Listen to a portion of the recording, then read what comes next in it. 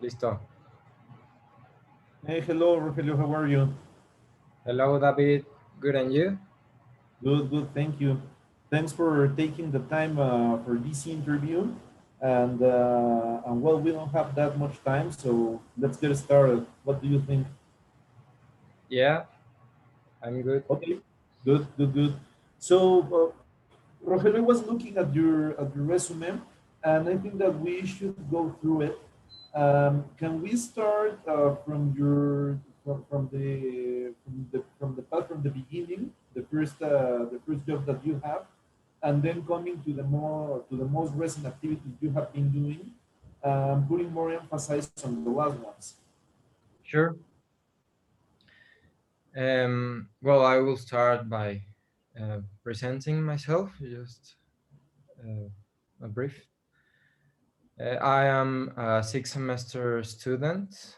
My major is finance, financial administration, and well, since the beginning of my major, I was involved in different projects and student groups, such as ambassador. I am now at the moment I am ambassador of the School of Business of Tec de Monterrey. Also, I am involved in a student group.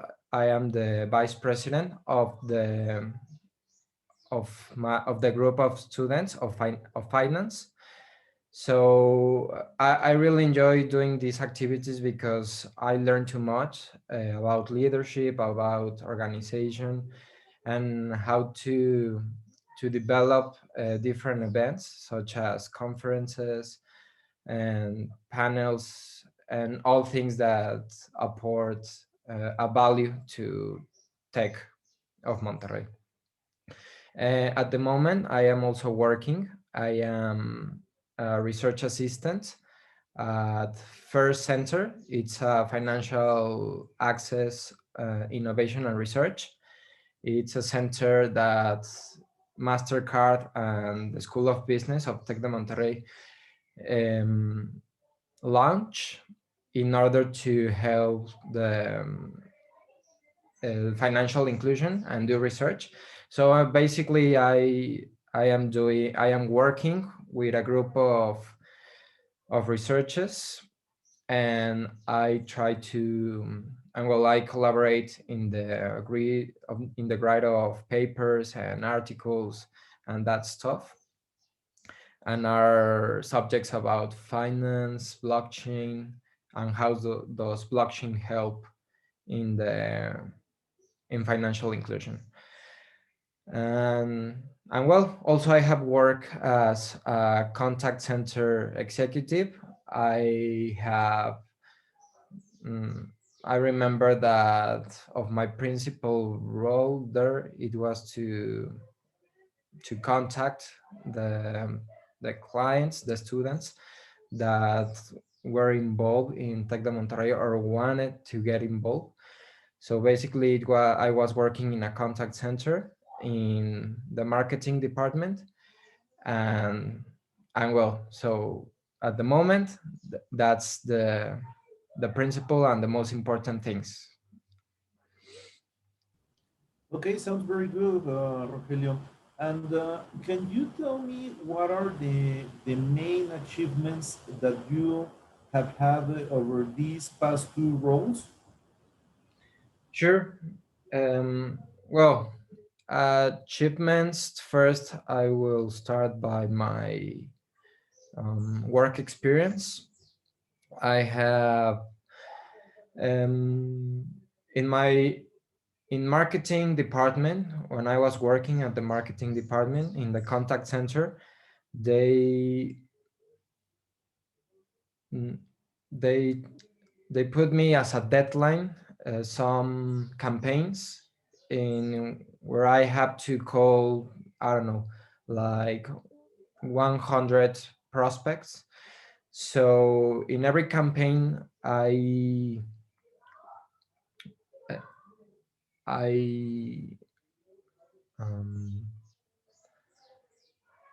I assure that more than 50% of those prospects were converted to potential clients. So it was one of my achievements that I did. And how did you do that? Because I think that it's quite a compliment. Yes, well, it was just calling and calling with the techniques and the strategies that I use.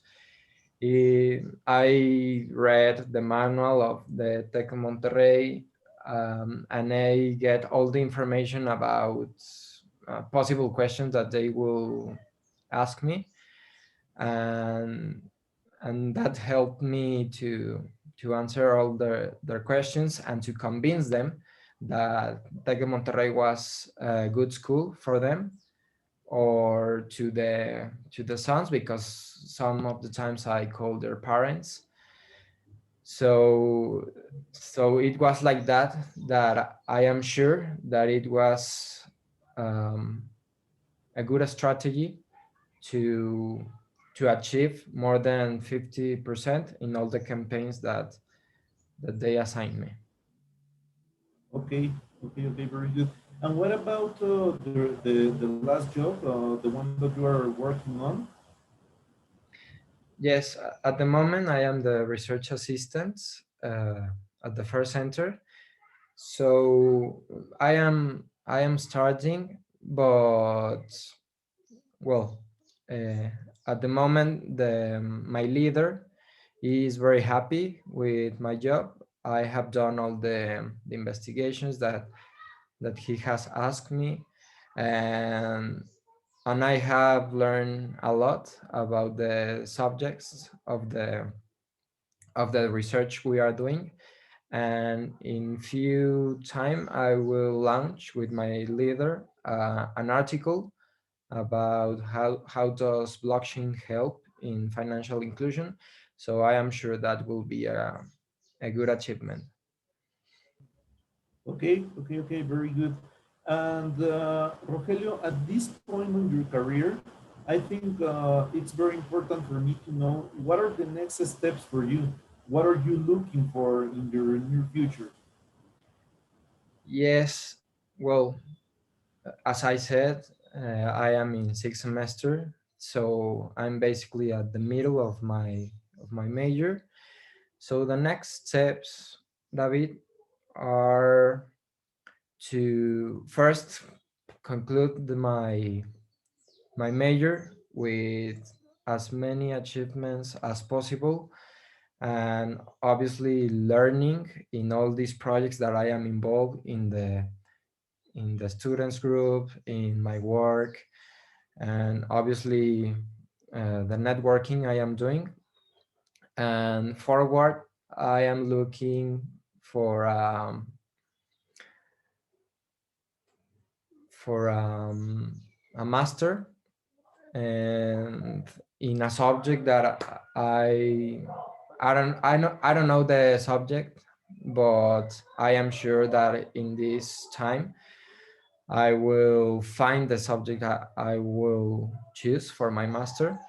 And after that, I want to put a business related to something that I like. This it will be like in 5 years, not that long. But at the moment, yes, to finish my major, and after that the master, and obviously to try to be in a company, in a and get experience, work more experience. What kind of company and what type of work are you looking for? Well, company, I am looking first in a corporative finance, and obviously those companies are that give advice and help other companies to develop. Uh, um, I don't remember the name, but such as Deloitte, KPMG, and those companies. So more like a consultant. Yes, I forgot the name, but yes, consultant companies. Okay, and in consultancy, well, there are in particular in finance, there are different areas in which you can work. So, can you elaborate more on that? What kind of activities you want to help other companies improve? Yes, I would love to work as evaluator of projects, like all the projects that the company wants to launch, to develop, that I give like the check mark, um, and basically saying if it good to launch. I mean, if it is profitable, the project. And another department I would like to work is treasury, and to invest all the money and to optimize it and administrate all the resources that the company make. Okay, so you were talking about economic valuation of projects, and here my question will go more on the side of what kind of variables or KPIs would you evaluate to say that a project is good? Yes.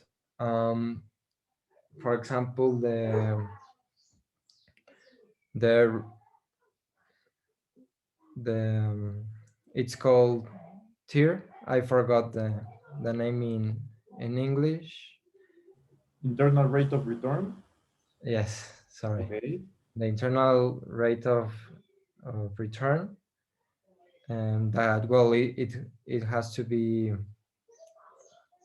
um, it has to be bigger than the cost of capital, or WACC, it is called. And also rent the index of rentabilidad, the rentability. Okay. I think that it's more related to the internal rate of return.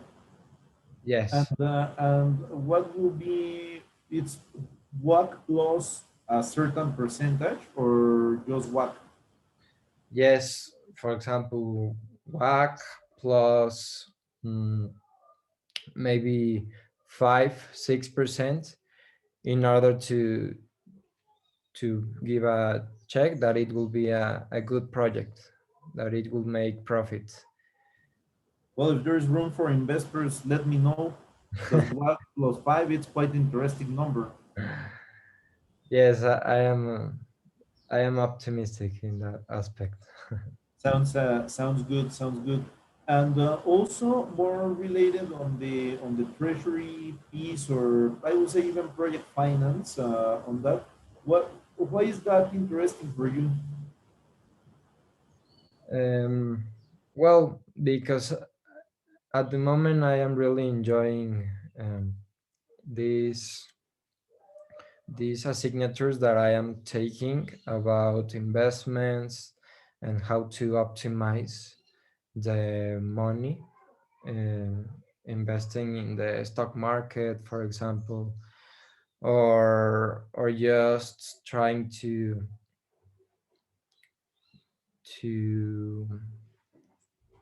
the risk, that is, just try to get it lower. And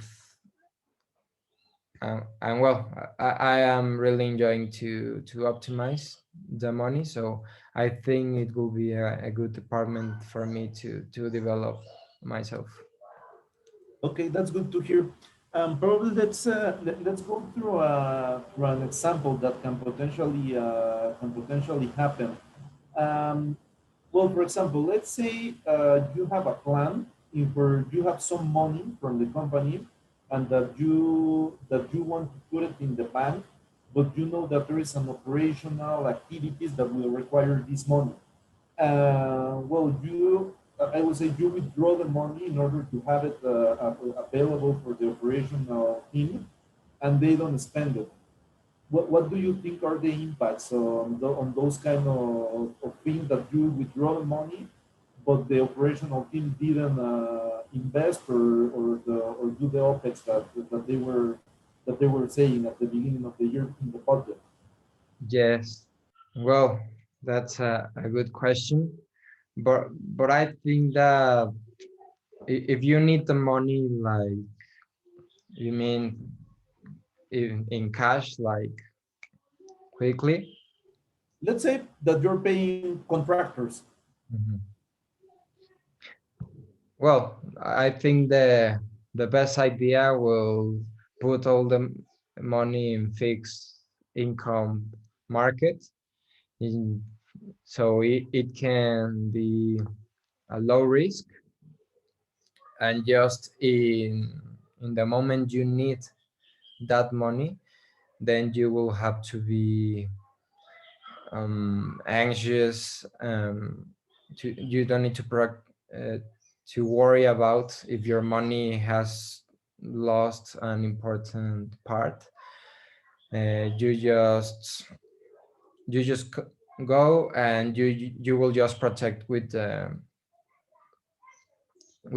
inflation, and well, it will be the strategy not to put the money in fixed income market. Okay, and talking more on that, what would you say to the operational people in this kind of situation?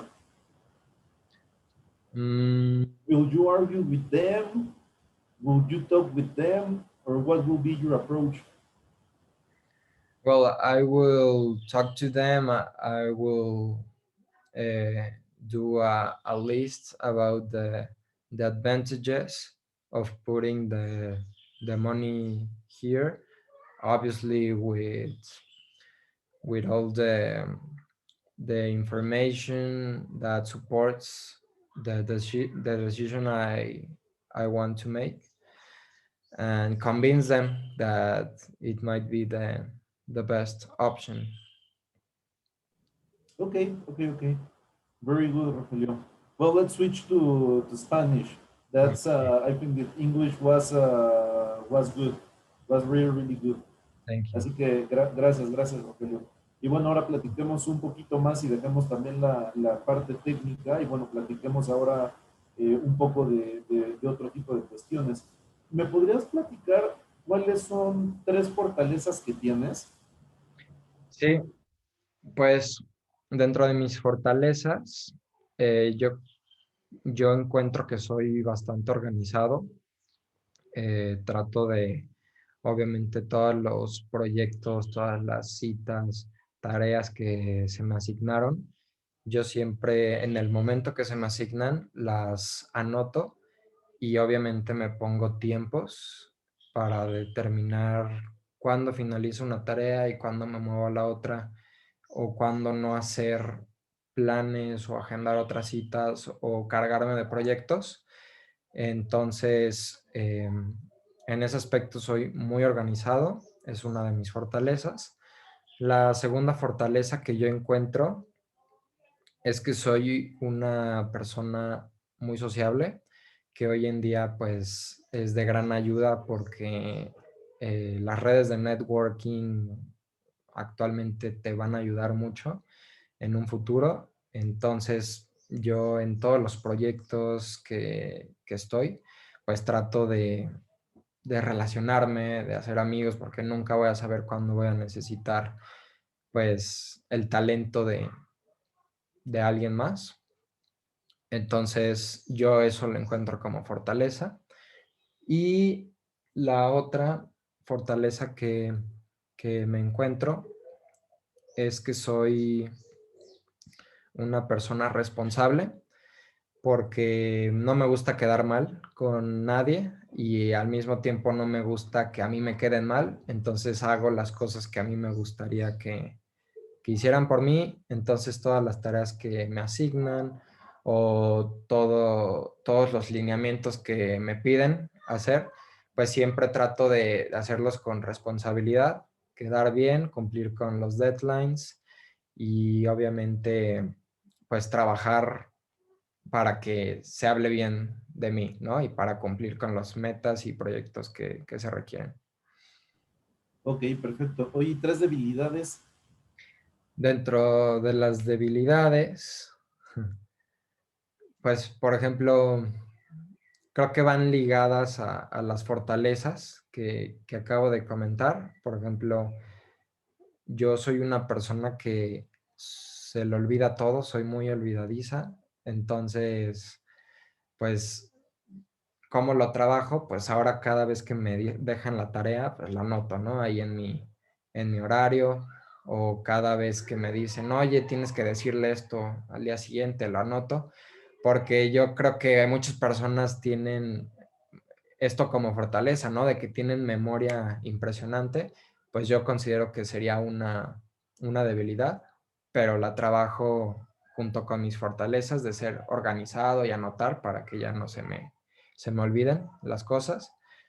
Esa es una debilidad. La otra debilidad es que siempre quiero, yo la veo como debilidad porque trato de meterme a varios proyectos, trato de aprender mucho con las tareas que me dejan y a veces siento que cuando no estoy haciendo nada tengo que estar trabajando en otro proyecto, pero siento que a veces el descanso pues es bueno y debo de dármelo, no es necesario cargarme de proyectos ni trabajos. Entonces, si se podría decir ambicioso en el sentido de que no dejo de trabajar, esa podría ser una debilidad. Y, y bueno, otra debilidad, yo creo que me cuesta un poco de trabajo el idioma inglés, encontrar vocabulario y encontrar las palabras acertadas, pero pues las estoy ya tratando de trabajar con cursos y certificaciones en las cuales me estoy preparando para el TOEFL y me quiero ir de intercambio, obviamente, para practicar este segundo idioma que es muy importante, ¿no? Ok. Oye, Rogelio, y a ver, ahorita comentabas un poquito de qué sigue para ti, y mi siguiente pregunta sería, ¿tú cómo te ves en 5 años? En 5 años, pues yo me veo ya en un trabajo,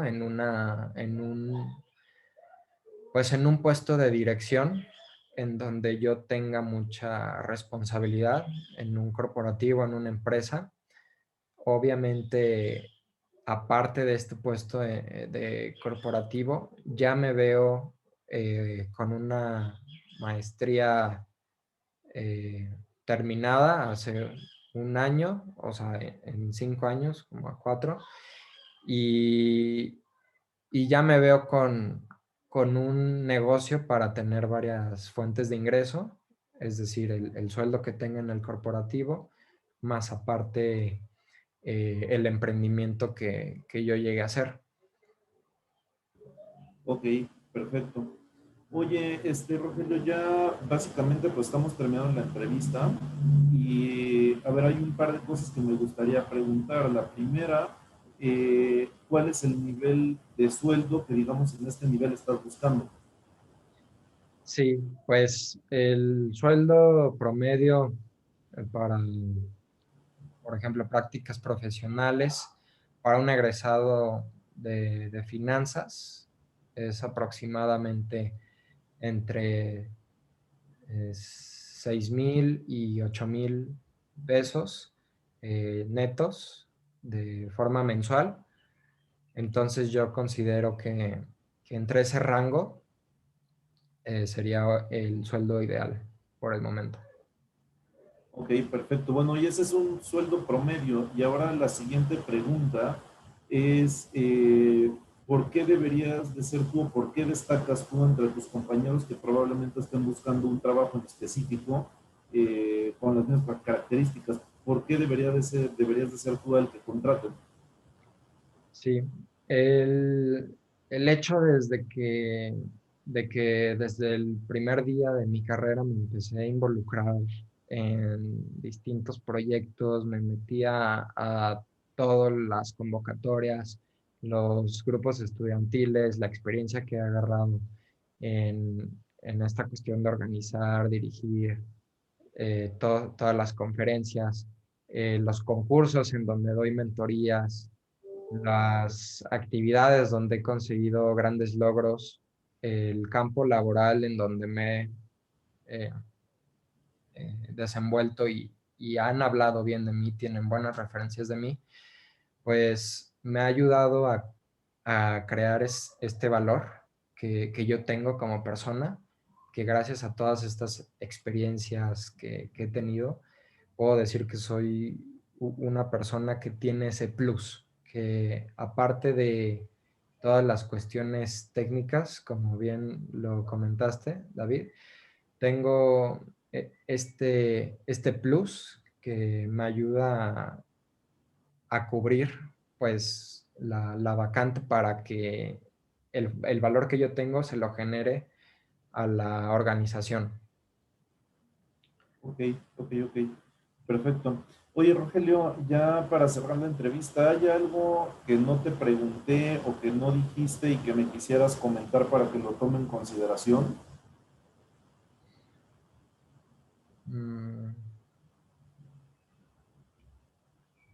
Pues yo creo que por el momento ya cubrí varias cosas. Bueno, algunas preguntas de la organización, en este momento yo las haría, ¿no? Pero Ok, para la per- empresa que me está entrevistando. perfecto, Rogelio. Oye, pues te agradezco muchísimo tu tiempo, para poder hacer esta entrevista y pues bueno, en breve estaremos comunicándonos. Gracias a ti, David. Seguimos en contacto. Gracias.